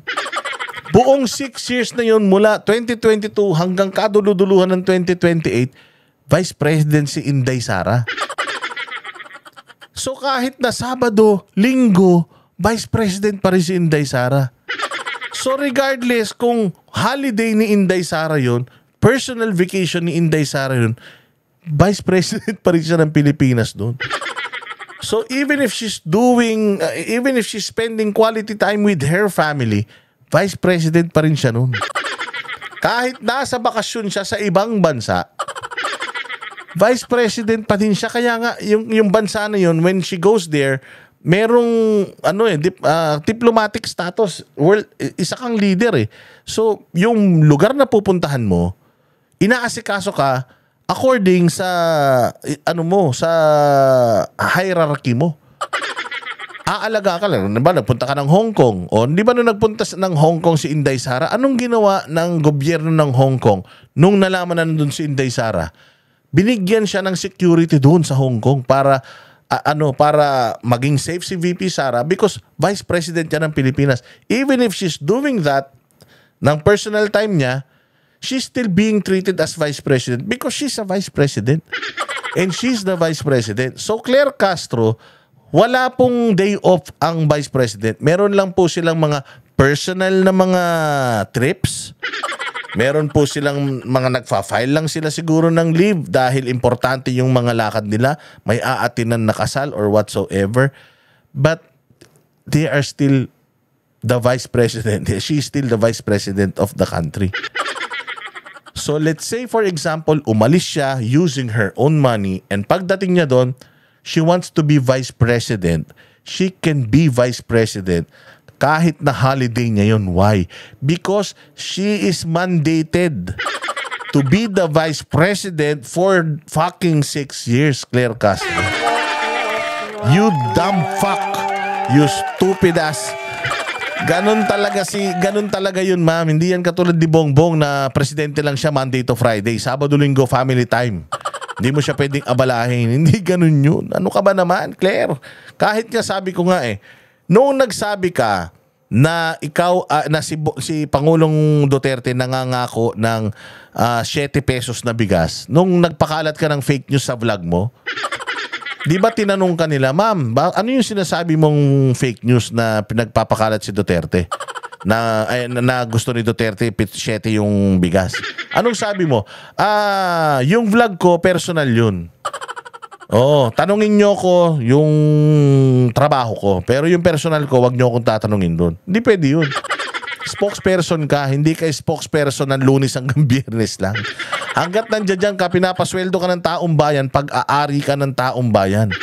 Even during your free time, kapag kailangan ka ng gobyerno, wala kang, hindi mo pwede sabihin na, sir, absent ako ngayon, nakalib ako, ano ka ba? Pag sinabi ni Bongbong na putang ina ka kung kahit nasaan kang lupalo, pumunta ka rito, humarap ka sa camera, wala akong pakialam. Kahit kahit may pigsa ka sa puwet, pumasok ka rito, importante yung papasabi ko sa'yo. Kaladkarin ka kasi nga ikaw ay pasahod ng taong bayan, spokesperson ka hanggat spokesperson ka. Nasa kontrato mo ba na mag-spokesperson lang ako Monday to Friday? Sabado, Linggo, vlogger ako. May ganun ba? To inutil. Okay? And sinabi din po ng OVP na marami silang competent staff to do the job while the Vice President... Anong staff? Staff? Anong sinabi? While the Vice President is out. Ng OVP na marami silang competent staff to do... Anong staff? Ina mo, staff. Iba yung staff, S-T-U-F-F. Iba yung staff. Boba. Do the job while the Vice President is out of the country. Staffs. Ina mo. Inuti na po siya. So, ipagpunyagi po natin ang mga competent na staff ng OVP. Diba? Kasi walang competent na staff ang OP. Kaya dapat talaga ipagpunyagi natin. Last na. Ito, may sinabi pa siyang bago. Ito yung bagong sinabi niya. Patungkol naman, bago tayo, yung sa unmodified opinion. Oy, by the way, kino-correct nyo ako dun sa unqualified and unmodified, ha? May nagko-correct sa akin sa unqualified at saka unmodified. Kasi nung sinabi ko unqualified, sabi nila, Boss D, unmodified. Hindi po, halos parehas lang yan. Sabihin ko sa inyo yung pagkakaiba, ha? Yung unqualified opinion used in USGAAS or Generally Accepted Auditing Standards, the auditor concludes that the financial statements are fairly presented without any reservation. Yan yung unqualified. Yung unmodified naman, same meaning, financial statements are presented fairly and comply with application frameworks. So parehas lang siya. Parehas lang siya. It can be used interchangeably, but there's a subtle difference between or based on the standards being followed. So the unqualified and unmodified halos parehas o parehas lang yan. Ayan, yung unqualified, the auditor concludes that the financial statements are fairly presented without any reservation. So, walang problema. Yung yung unmodified, financial statements are presented fairly and comply with applicable frameworks. So, ganun yun. So, ito, hindi daw ibig sabihin na 3 consecutive years merong unmodified opinion or unqualified opinion ang OVP. Ito yung paliwanag niya at sinasabi niya na magnanakaw ang OVP. Hindi ka atakdog niya na. Ter Castro, hindi ka atakdog nitong lagay na to, ha. Imbis na sana i-congratulate mo ang Office of the Vice President for 3 consecutive years na maayos yung kanilang pagliliquidate. Pucha, nilagyan mo pa ng kulay na hindi naman ibig sabihin, hindi nila ninakaw yung pera. Maganda lang silang magpresenta ng mga gastusin. Maayos lang yung pag-audit pero hindi natin alam kung saan napunta. Boba talaga eh. Ganito kasi yan. Ibinigay kasi yung tanga talaga to si Claire eh. Claire, ganito yan ha. Ibinigay yung budget ng Office of the Vice President. Bago kasi yan, haharap sila sa Congress. Okay? Pagharap nila sa Congress, Claire, sasabihin nila ng Congress ano ang kailangan yung budget. Okay. So, ito ang kailangan naming budget. 1 trillion. Saan gagamitin tong 1 trillion na to? Itong 1 trillion, yung 1 milyon dito, yung 2 milyon, 10 milyon dito. So, naka-itemize yun kung saan gagamitin yung pera. Tapos, ito yung pangpasweldo, ito yung pangbayad sa mga satellite offices, ito yung ganito, ito yung ganyan, ito yung ganito, ito yung ganyan. So, naka-itemize po yun. Yun nga yung ini-scrutinize ng Congress, di ba? Bakit meron kang ganito? Ginagawa na ng DSWD yan. Tanggalin na natin yan. Ito, ba't may ganito ka? Tanggalin na natin yan. Ito, ba't may ganito ka? Itemized yun. So, kapag sinabi ko na yung 5 million dito mapupunta, dapat dito mapunta. Kasi pag hindi yun doon napunta, alam mong tawag doon? Ibig sabihin, mali yung paggastos mo ng pera. Hindi pwedeng yung 5 milyon para sa kaliwang kamay, nilagay mo sa kanang kamay. Hindi pwedeng ganun kasi para sa kaliwang kamay yun eh. Ang tawag doon, misappropriation yata ang tawag sa ganun eh. Yung pagkakagastusan mo igagamitin mo sa iba. Bawal na bawal yun. Kaya nga, natatandaan ninyo, noong merong usapin ng dyan sa, ang tawag dyan? Yung Dolomite Beach. Panahon pa ni Pinoy Duterte, nagkaroon ng Dolomite Beach. Ngayon, sabi nila, bakit ginawa nyo pa rin yung Dolomite Beach? Pandemic, wala na nga tayong pera, nagsayang pa kayo ng pera dyan. Alam mo ang sagot? Kasi yung pera para talaga dyan. Yun ang, kasi nga yung GAA, batas yun eh. So batas na, yung pera gamitin mo dyan. Pag hindi mo ginamit yung pera dyan, lumabag ka sa batas. Mali yung paggamit mo ng pera. Hindi natin pwedeng ipambili ng bakuna yung pera na para dyan sa Dolomite Beach. Yung pera, ano na yan eh, binadgetan nga natin yan eh. So kailangan natin gawin yan. Tapos tawag din yung mga bakuna, saka natin gawa ng paraan. Ganon yun, Claire Castro. Anong sinagsasasabi nito? Oh, ganon ang style ha. Ganon ang style. I-scrutinize ng Congress lahat nung item mo. Bakit mo kailangan ng pera na yon? Binabawasan nila yon kapag may mga tinanggal silang item. Or dinadagdagan nila yon kapag feeling nila, uy, maganda tong project mo na to. Mas maganda kung gawin mong, kung halimbawa ang matutulungan mong pamilya 100, gawin mo ng 500, dagdagan namin yung budget mo. Yun ang ginagawa ng Congress, Claire. Hindi mo alam yun? Tangina, napakahina naman ang kukote mo. O pakinggan nyo kung ano yung sagot niya tungkol dyan. Nag-effort pa siya, nag-make up pa para ipaliwanag yung katangahan niya. O, pasok. Po natin ang unmodified opinion na ibinibigay po ng COA para po hindi masyado maguluhan ang ordinary. Para daw hindi maguluhan ha. O sige. Ano yung napakaganda mong paliwanag? Yung Pilipino. Pag sinabi po kasing unmodified opinion, it pertains only to the financial statement presentation. Yun, nag-present ka ng iyong financial statement. Ibig sabihin, ito yung gastusin ko.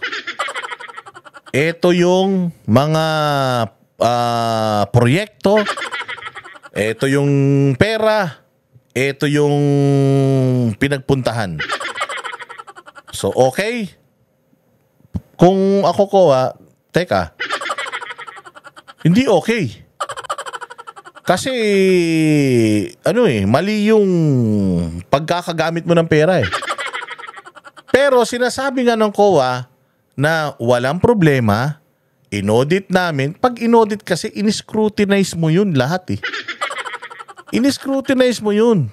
Kumbaga, meron akong binigay sa'yo na kung papaano ko ginastos yung pera, anong ibig sabihin ng audit? I-check mo yun. Kaya nga audit eh. Hindi naman yan pagpapasa lang eh. Hindi naman yan pagpapasa lang ng requirements. Kaya nga audit, i-check mo isa-isa. Anong hindi mo maintindihan dun, Claire? So, ibig sabihin, sumunod lang po sa financial reporting framework. Hindi nga eh. Audit nga eh. Audit. Diba? Commission on Audit yung nagbigay ng unqualified at unmodified opinion. So, ibig sabihin, si Commission on Audit, hindi niya ino-audit yung mga ipinapasa sa kanilang requirements. Audit dapat hindi na sila commission on audit. Dapat commission on passing the documents. Ganun na lang sila. Bopols talaga to, no? Kumbaga yung format, kung ano yung laman, nagbalanse. Oh, pag nagbalanse, anong tawag dun? Pag nagbalanse, anong tawag dun? Hiningi ko sa Congress itong 5 bagay na to. Binigay ng Congress. Yung 5 bagay na to, ano yung pupuntahan ng pera? Pabahay, eskwelahan, trabaho, pagkain, tsaka ano pa ba yung isa? Kunyari lang to, peace and order. Oh. Ngayon, magpapasa ako ng report. Oh, kailangan yung 5 na to na pinangako ko at inapprove ng Congress na pupuntahan ng pera, kailangan pantay, balanse. Hindi pwedeng para sa pabahay napunta sa pamasahe. Hindi pwedeng ganun. So yung para sa pabahay napunta talaga sa pabahay. Yung para sa transportasyon, napunta talaga sa transportasyon. Yung para sa ulam, napunta talaga sa ulam. So, ibig sabihin, balance. Walang problema. O, ba't mo ginagawa ng problema? Anong hindi mo maintindihan, Claire Castro? Sa pagfa-file ng inyong mga ginasta. Dito mo malalaman na talagang ang OP, Office of the President, walang kapasidad magpasa ng kanilang mga gastusin. Kita mo, meron ba siyang ipinagmamalaki na kami din 3 years na din kaming may unmodified opinion. Wala siyang pinapakitang ganun, di ba? Alam niyo kung bakit? Kasi nga palpak, hindi naman talaga nagli-liquidate yung mga kupal na yan. Kasi kung pwede mo namang maliitin itong unmodified opinion sa OVP ng 3 taon kung meron din kayong 3 taon na natatanggap na ganito eh. 'Di ba? Talaga may natatanggap sila. Congratulations kasi kami din meron eh. Taon-taon din nakakatanggap din kami niyan. Pero hindi ibig sabihin nun, hindi nagnanakaw yung amo ko. Hindi naman gano'n yung sinasabi niya, 'di ba? Achievement ito ng isang opisina na you are supposed to be that you're supposed to upload. 'Di ba? Na kailangan gayahin natin ng OP dahil 3 taon na silang nakakatanggap, malinis yung kanilang books, maganda ang balanse yung kanilang spendings, tama yung pinupuntahan ng pera. Dapat 'yun ang sabihin mo, Claire. Pero ang ginagawa mo, hindi naman ibig sabihin hindi na sila nagnakaw. Ganun ang ginagawa nitong mokong na 'to eh. Pero hindi po ito nagpapatunay na walang anomalya. Iba po yung tama ang pag-report. Hindi, mali ka dyan. Ganito kasi yan ha. Ganito bobo talaga eh. I-audit yung pera. Pag may nakitang irregularidad, mag-uusap, notice of disallowance. Pag may notice of disallowance, nasagot, balanse na ulit. Ngayon, kapag may notice of disallowance, hindi magbalanse talaga. Ang tagal-tagal na, hindi magbalanse. May nangyaring kabulastugan dyan. Si COA, ire-report yan sa ombudsman. Yung ombudsman, isusupina yung Office of the Vice President para magpaliwanag doon sa isinumbong ng COA. Tapos, pag nakita ng ombudsman na talagang nagnakaw itong OP, sasabihin niya, paplanderin niya yan si Office of the Vice President, si Inday Sara. Ganun yun, Claire Castro. Ano bang pinagsasasabi mo? Pwede ba naman na binigyan kita ng certificate na napakagaling mo tapos hindi ka pala masyadong magaling?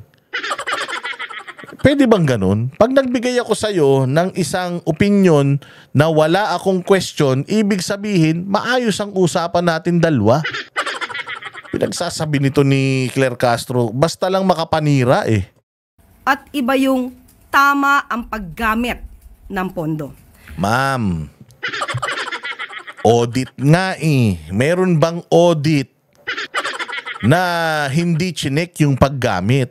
Pag sinabing audit, yung 5 piso na pambili ng suka, napambili ba ng suka? Yun ang tanong kasi kung yung 5 piso pinambili ng toyo at yung suka hindi binili, yun yung mali. Doon magkakaroon ng hindi balanse, doon magkakaroon ng problema at doon magkakaroon ng paliwanagan. I-justify mo through paliwanag, wala ngang ganun na nangyari. The fact na malinis yung kanilang pagpipresenta ng kanilang gastusin, ibig sabihin, walang nanakaw, walang ninakaw, wala ka lang talagang utak. Kung sinasabing may continuing commitment ang OVP dahil dito sa unmodified opinion for transparency, accountability, judicious use of funds, as well as compliance with principles of good governance. Tandaan mo natin, yung opinion na po yun ay hindi po patungkol sa compliance and performance audits. Iba yung performance. Putang ina to eh. Iba naman yung performance. Kasi iba naman ang nag-check ng performance. Ang nag-check naman ng performance ng Office of the Vice President, yung taong bayan. sasabihin ng taong bayan kung masaya sila o hindi. Parang yung performance ni Bongbong. O hindi ba? Sinasabi nyo maganda. Pero ang sinasabi ng taong bayan, which is talagang ang auditor ng serbisyo ng mga nasa gobyerno, taong bayan. Pag sinabi ng taong bayan hindi sila masaya, palpak si Inday Sara, kahit maayos pa yung kanyang dideklara ng kanilang mga gastos, kung hindi masaya ang taong bayan, ibig sabihin mali yung mga proyekto nila. Iba na naman ang sumusukat nung kanilang serbisyo. Oo, iba na naman yun. Pero in terms of how they spent the money, ibig sabihin kung ano yung pinirmahan na pagkasunduan nila ng Kongreso, ng Senado at ng Presidente, ganun ginastos yung pera ng OVP. Walang labis, walang kulang, walang ninakaw. So pagdating sa performance, hindi po COA ang nag-audit ng performance. Taong bayan po ang nag-audit ng performance. Tapos paano natin ginegradean yung mga taong gobyerno natin. Pag tumakbo yan ulit sa susunod na eleksyon, hindi na natin yan iboboto. Ganun tayo sumagot ng survey. Okay? Pakinanto, napakahina ng kukote mo talaga. Kung nagkaroon man po ng unmodified opinion ang COA for 3 years, Gigil na gigil, oh. Gigil na gigil. years in a row, ang OVP, hindi po nangangahulugan na walang irregularidad. Well, it's up to the COA to say kung may irregularidad o wala. First off, spokesperson ka ng Malacanang. At may opisina ang COA. Yung mga congressman nagpapanggap na COA, pati ikaw nagpapanggap ka na din na COA. Gusto mo palang maging COA, di sana magtrabaho ka sa COA. Huwag kang magtrabaho sa Office of the Vice President. Hindi mo kailangan ipaliwanag sa taong bayan yan. Kasi parang sinasabi mo na kahit yung Congress, mukha silang hindi mga magnanakaw pero pwedeng magnanakaw sila. Si Bongbong, mukha lang siyang nagtatrabaho pero pwedeng magnanakaw din yan. Parang ganun ang sinasabi mo eh. Napakaganda nga. So parang yun, hindi kami magtitiwala sa report ng COA. Kaya nagkakaleche-leche Pilipinas eh. Tinitwist nyo kasi yung mga tama naman na dapat na ginagawa. Putang ina, pinapakita nyong mali. Tama yung liquidate ng Office of the Vice President. Dapat palakpakan natin. Anong gagawin nyo? Hindi. Baka maganda lang yung nila pero ganito, ganyan. Mukhang maganda lang yung pagkakaluto ng adobo pero hindi masarap yan. Parang ganun ang ginagawa na itong gaga na to eh. So dito mo talaga makikita na ito si Claire Castro, wala tong magandang dudulot sa bayang Pilipinas kung hindi pagwatak-watakin talaga yung Pilipinas, yung mga leader ng Pilipinas na imbes na bilang presidente, spokesperson ka, sana si VP Sara, kinukongratulate mo yung opisina niya, or kung hindi kaya ng opisina mo, at least tularan ninyo. Kasi kung meron kayong unmodified opinion, ang OP, pinakita mo na yan. Pero dahil OVP meron, kayo wala, sinisiraan mo OVP. Kung yung OVP nga na meron sinisiraan mo, di lalo pa kayo, wala kayong unqualified, unmodified opinion. So sino mas matino sa OP at saka OVP?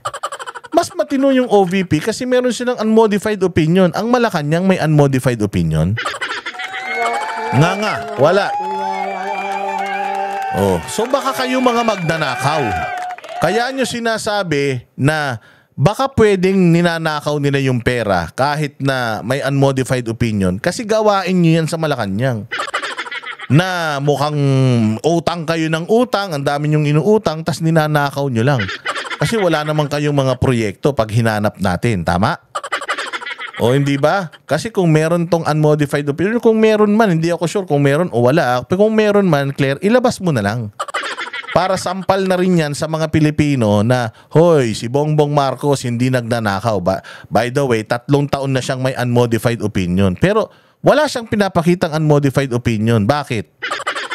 Bakit? Baka ninanakaw nila yung pera or pwede ba kami magsabi na magnanakaw sila dahil wala sila niyang unmodified opinion? Kasi yung may unmodified opinion, sinasabi nyo pwedeng magnanakaw pa rin eh. Di mas lalong pwedeng magnanakaw yung walang unmodified opinion. Tama?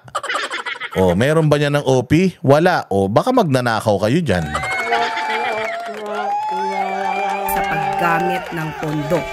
Dahil iba po ang pag-audit sa paggamit, ito nga po yung compliance and performance audits. So ang ibig sabihin, yung level of compliance with regard to the laws, rules, and regulations, at kung ito ba ay nababase sa principles of Ma'am, hindi ka pwedeng compliant na hindi ka sumusunod. Hindi pwedeng compliant ka tapos illegal ka. Walang ganun. Wala pong ganun, ma'am. Pagka compliant ka, that's the end of it. Nag-comply ka. Compliant ka nga eh. Napakabobo mo naman para maliin mo pa yung compliant. The word itself, it's self-explanatory. You are compliant. Anong ibig sabihin ng compliant ka? Nag-comply ka, sumunod ka, ginawa mo kung ano yung tama. Nakaputya, ba't mali pa rin sa'yo? Ano ba talaga, Claire? Efficiency and effectiveness, hindi po siya ang covered ng unmodified opinion ng COA. Dahil kahit po nagkaroon ng unmodified opinion ng COA sa OVP since 2022, meron pa rin pong notice of disallowance sa halagang 73 million pesos sa confidential funds. May notice of disallowance. Anong ibig sabihin doon? Reconcilable yun. Kung sinasabi mo na ang merong unmodified opinion ay meron pa ring notice of disallowance, what more yung wala? Aray! Ang sakit! Meron din pong notice of disallowance or na-flag ang 164 million ng OVP for the 2023 confidential funds at meron pa rin... Kaya nga, merong notice of disallowance, ibig sabihin, meron lang hinahanap na mga requirement. Which is reconcilable. Kaya nga sabi nila, hindi na kami magpapaliwanag sa COA. Ay, hindi na kami magpapaliwanag sa Congress. Di naman trabaho ng Congress yan eh. Trabaho ito ng COA. Sa COA kami magpapaliwanag. Paano makakapagpaliwanag? Putangin lang yan. Inubos nyo yung oras sa Congress. Pinatawag nyo na pinatawag ng pinatawag. Imbis na sana, nagko-comply sila sa requirements ng Congress. Kaya nga, ito lang yan. Ito lang yan, Castro. Bakit ang COA walang sinampang demanda sa Ombudsman? Kung yung sinasabi mong mga notice of disallowances na yan, because again, hindi lang si OVP ang may notice of disallowance. Si Gwen Garcia nga, billion eh. Ang halaga ng notice of disallowance niya. Lahat ng may mga confidential funds, may notice of disallowance yan. Kaya ngayon yung sinasabi ni Marcoleta na lahat ng may notice of disallowance, bigyan mo ko ng copy, ipapatawag natin sila dito. Hindi pwedeng OVP lang. Ang dami-daming may notice of disallowance. Tinanong ang COA OVP lang ba ang may NDA? Notice o NOD pala? Tama, NDA nga, notice of disallowance. Sila lang ba meron? Hindi po, meron pang iba. Bakit sila lang yung pinapatawag natin? Patawag natin lahat. Hindi ba? Hindi lang naman OVP ang may NDA at kaya it's reconcilable. Paano nila marireconcile? Pucha yan, ginugulo nyo sila. Imbis na nagtatrabaho ang COA at ang OVP para mabalanse yung pinagkagastusan, ginugulo nyo. Ano na ngayon? Yun lang, tinan mo. Notice of disallowance, lahat na nga yan, ipaliwanag na eh. Di ba pinaliwanag na nga lahat yan? Sinasagot nga ni Inday Sara yan eh. Kaya lang, di nyo naman binubura yan. Wala na. Wala. Ito lang yan. Ang OP meron, wala. May unmodified opinion ng OP o wala? Meron o wala? Kasi kung walang unmodified opinion ng OP, ibig sabihin, magnanakaw ang OP. Kasi kung ang OVP, meron na nga silang unmodified opinion, may problema pa sila, lalo na kaya yung walang unmodified opinion. Ang unmodified opinion, it's parang isinicertify mo na maayos na ibalanse nyo yung gastusin ng opisina mo. O hindi ba? Hinahanap nyo lang, ini-scrutinize nyo lang kung saan napunta yung confidential funds, which is meron talagang proper na pag-audit ng confidential funds. Sinabi na nga ni Guanzon na according sa batas, nakalagay yan sa sealed na sobre. Ganun yun. Na flag sa pagbabago campaign at negosyo taday. At sa ating pagkakaalam, nabanggit din naman po ng OVP na meron pa pong flag for the 2024 dito sa report ng COA para sa OVP. So ano ibig sabihin nun? Again, it still boils down to one thing. OVP has an unmodified opinion for 3 years. And yet, may mga questionable pa silang mga accounts. What more ang OP na walang unmodified opinion for 3 years? Because if you have, may pinapakita sana kayo ngayon katulad ng OVP, wala So what more yung walang unmodified opinion? Hindi ba? Saan napunta yung pera ng taong bayan? Yun ang katanungan dyan. Ayan, maraming salamat mga bossing. Haba-haba na naman ang vlog natin. Mabuhay kayo. Magkita-kita po tayo ulit sa susunod na vlog. Maraming salamat po sa inyong pagtangkilik. Kami ang boses ng masa, hindi natatakot. Katotohanan lang, di kami nalulunod. Walang bahid ng sismis, lahat ay totoo. Kahit sino ka pa, pag mali ka babanatan ka. Walang pinipili kulay, wala kaming kinikilingan. Basta para sa bayan, kami lalaban.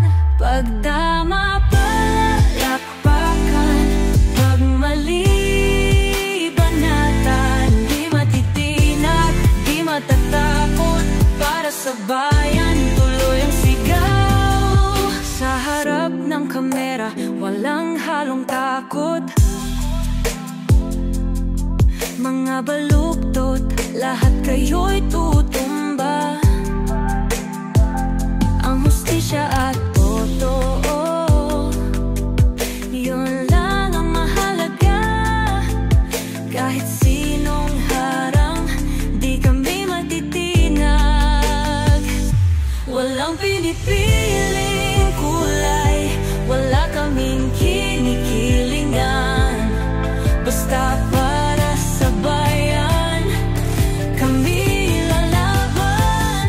Pag tama palakpakan, pag mali banatan. Di matitinag, di matatakot, para sa bayan tuloy ang sigaw.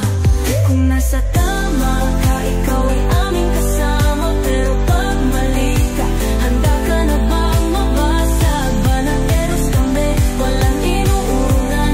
Dahil bayan muna, bago ang sarili.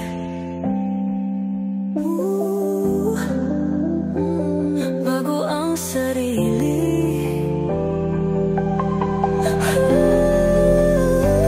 Pag tama palakpakan, pag mali banatan.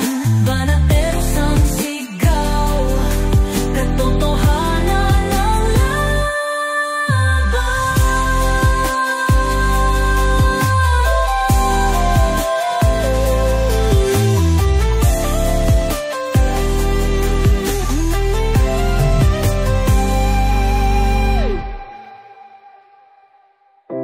Sa